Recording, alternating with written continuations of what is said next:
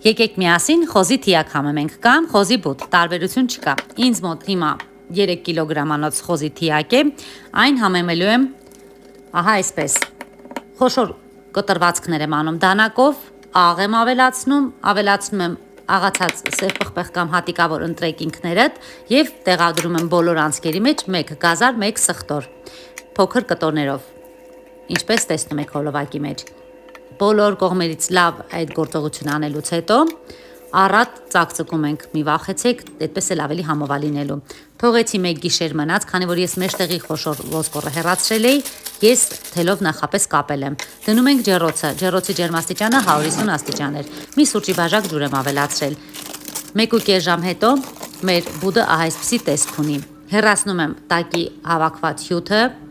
ստուգում ենք, որպեսզի տեսնենք եփվել է թե ոչ, դնում եմ եւս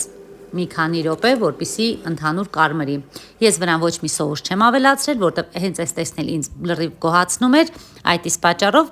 ահա այսպես էլ հենց կմատուցեմ։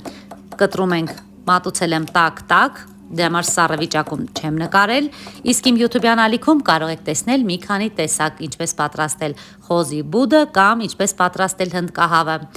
Չենք մոռանում բաժանորդագրվել եւ թողնել մեկնաբանություններ, հավանեցիք հոլովակս թե ոչ։ Հիշեցնեմ, ես նախապես աղաջրի մեջ չեմ դնում, չեմ խաշում բուդը։ Կլինի դա 9 կիլո, 5 կիլո, թե 15 կիլո, միևնույն է, եղանակը պատրաստման նույն է, եփվում է իդեալական, փորձեք, համոզվեք ինքներդ։